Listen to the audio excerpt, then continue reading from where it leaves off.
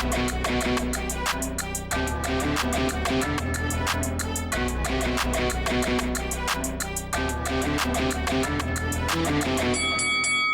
guys, welcome to Boxing Squared for boxing news and views from around the internet. The suggestion of a Dillion White and Oleksandr Uysk final eliminator of sorts to face the winner of Tyson Fury and Anthony Joshua should an undisputed fight happen, it's been suggested and rejected. So Bob Arum, he was the one that suggested, and I'll quote him here. He was talking to TalkSport saying that Dillion White and Oleksandr Uysk should fight each other next to solidify one genuine contender for the Tyson Fury vs Anthony Joshua winner. White is the WBC's mandatory for Fury and Usyk is the WBO's mandatory for Joshua. So there's all sorts of things to talk about from emanating from those statements, but we've already had from Alexander Krasjuk, that's Oleksandr Usyk's promoter, he's from K2, remembering that Usyk is also co-promoted by Matchroom. Matchroom, the sort of in the middle here with Dillion White and Anthony Joshua. There's probably a bit more water to go under the bridge for Eddie Hearn to sort of sort out his side of the fence. But in terms of Krasjuk, see here on screen, this is a statement on Instagram that he's made.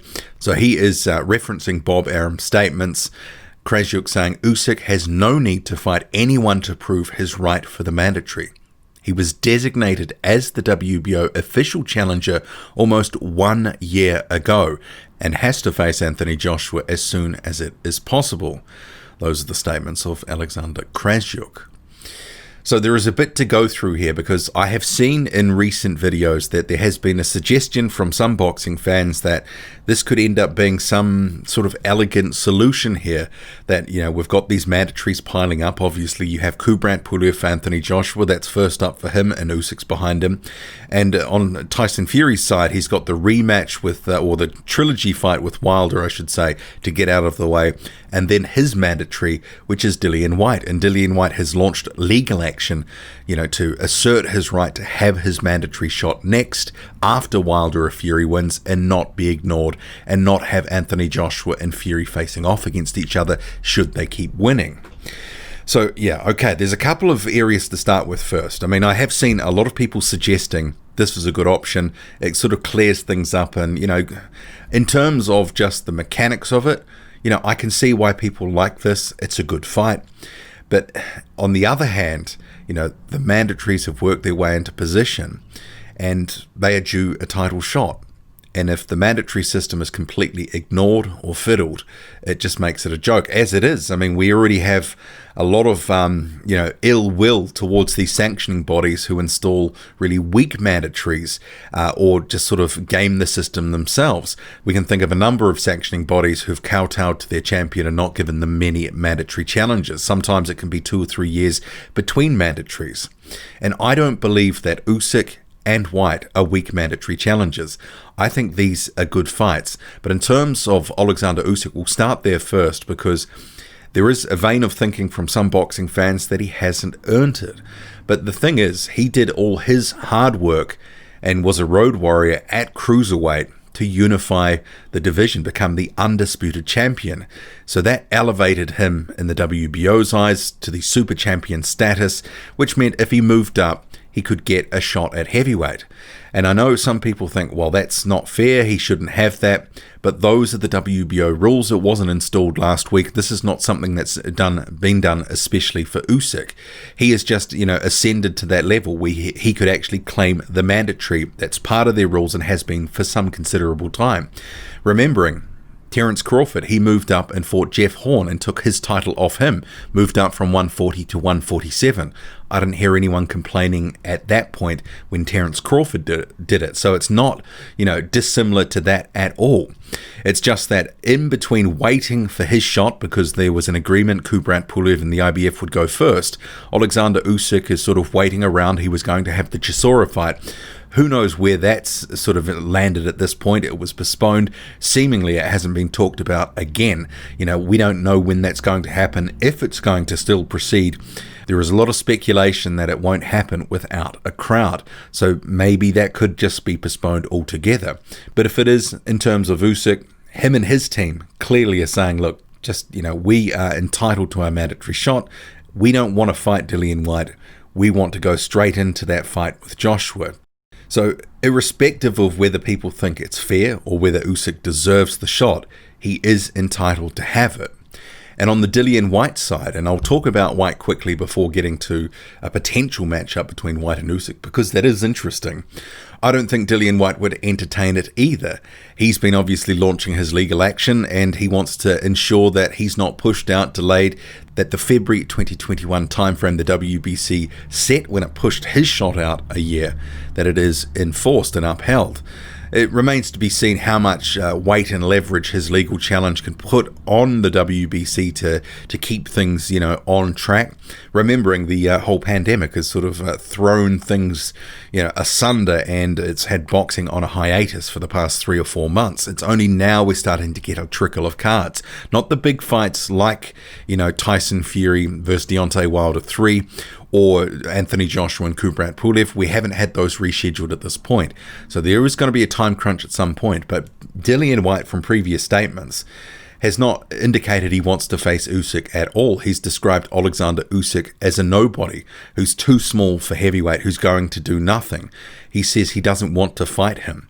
And when you think about the actual fight itself, not from a stylistic perspective, but just from, the dollars and cents, of course, Usyk and White don't want to face each other. They want to face the other guys that they're meant to face if those two, champions keep winning, because it is big money fights.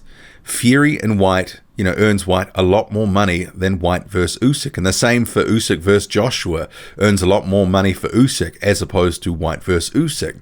So from that sense, you can sort of see, it's prize fighting after all. These guys are in the prime of their careers, so prime earning time. They want to make the most of it. So I'll just circle back to a comment of Bob Arum's where he says there is a need to solidify one genuine contender for the Tyson Fury versus Anthony Joshua winner. Now, if you were White and Usyk, current mandatories in the WBC and WBO respectively, and I think they're pretty strong mandatories, especially considering some of the dross that's been served up in recent years. If you were those guys, you'd probably be quite offended by that. Usyk, as we sort of covered off, he's already earned that via what he did at cruiserweight, which was very impressive. But for White, and just putting aside that he's turned down eliminators and other opportunities for a title shot, because that's, undisputable, he has. But in terms of a guy that's now got a mandatory shot, and Arum saying that there's a need to establish a genuine contender, I think I'd be a bit annoyed, because you consider what he's actually done in terms of Robert Helenius, Lucas Brown, Derek Chisora a couple of times, Oscar Rivas, Joseph Parker.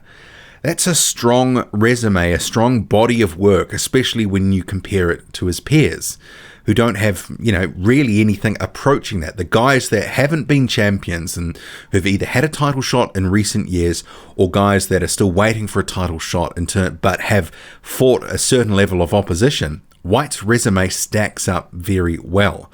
So for Arum to say that there needs to be a genuine contender, it is kind of nonsense, because guaranteed that some of the guys that he's now got in his stable, like Jarrell Miller, for example, he would probably try to say that Miller deserves a title shot. But if you compare White's resume to Miller's, there really is no comparison in terms of the strength of the opposition, the opponents. Miller had tread a line of facing guys that really weren't any threat to him.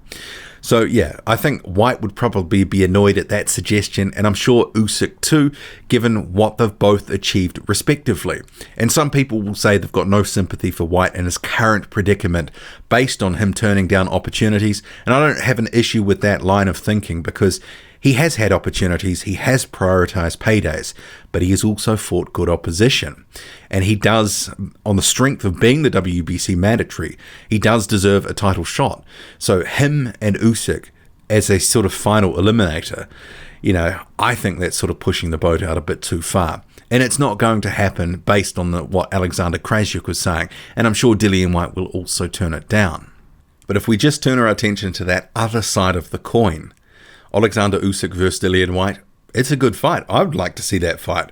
But in terms of what they are looking to achieve, they're probably not entertaining it at all, as Krasjuk has indicated for Usyk, and White describing Usyk as a nobody previously who he wasn't interested in facing. But stylistically, it'd be quite awkward, I think, for Dillion White. I know that he's the bigger man, and his reach is basically on a par with Usyk. I mean, a lot of people would sort of say, and I have seen this before, that Dillion White would just bulldoze Oleksandr Usyk. I don't think that's the case at all. I mean, a lot of people said that about Tony Bellew, but I guess Bellew and White, it's sort of hard to compare them in some respects, because Tony Bellew, although he beat David Haye, that was a pretty shot version of Haye, as we found out.